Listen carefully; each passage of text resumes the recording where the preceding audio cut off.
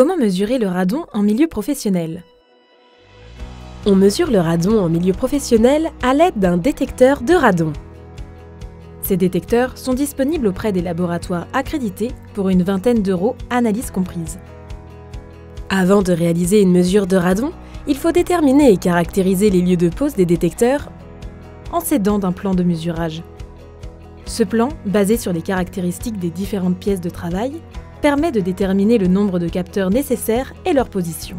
Les mesures se font dans les pièces en sous-sol et rez-de-chaussée avec risque important d'accumulation de radon, les pièces aveugles mal ventilées.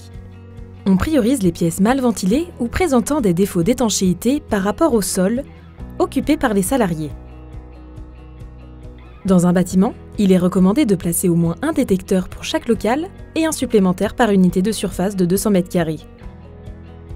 Ils doivent être mis en place en hiver pendant une période de 2 mois minimum sans être déplacés.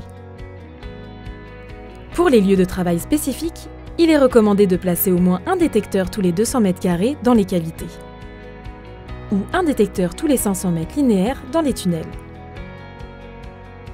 et de prévoir 2 campagnes de mesure dans l'année. Pour les chantiers souterrains de courte durée, le recours à des appareils permettant la lecture immédiate du niveau de radon est à mettre en place dès le début du chantier.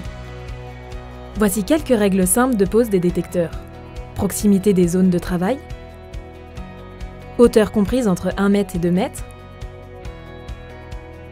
à 20 cm au moins d'un mur, éloignement des sources de chaleur, à l'abri des projections d'eau, des zones de passage des bouches de ventilation et des fenêtres. Les salariés sont bien évidemment informés de la présence des détecteurs.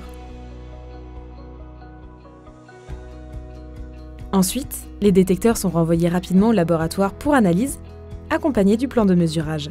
Les résultats sont exprimés en becquerels par mètre cube d'air. Si les résultats sont inférieurs au seuil de référence fixé à 300 becquerels par mètre cube, il n'y a pas de mesure spécifique à prévoir, à l'exception du maintien de la bonne ventilation des locaux de travail. Au-delà de ce seuil, des actions correctives sont alors nécessaires pour réduire l'exposition des travailleurs, comme vérifier, améliorer la ventilation et l'étanchéité du bâtiment. Pour des résultats compris entre 300 et 1000 becquerels par mètre cube, le délai pour ramener la concentration sous le niveau de référence de 300 becquerels par mètre cube est de 3 ans. Si les résultats dépassent 1000 becquerels par mètre cube, un délai intermédiaire de 12 mois a été fixé pour ramener la concentration en deçà de 1000 becquerels par mètre cube. Il existe des guides et des professionnels auxquels peuvent faire appel les employeurs. Après les travaux, des nouvelles mesures sont réalisées pour contrôler l'efficacité des mesures correctives. Si dans les délais réglementaires l'abaissement de ce seuil, 300 becquerels par mètre cube, n'est pas atteint, une zone radon associée à des dispositions renforcées est établie. Pour en savoir plus, n'hésitez pas à consulter notre site prst-pdl.fr.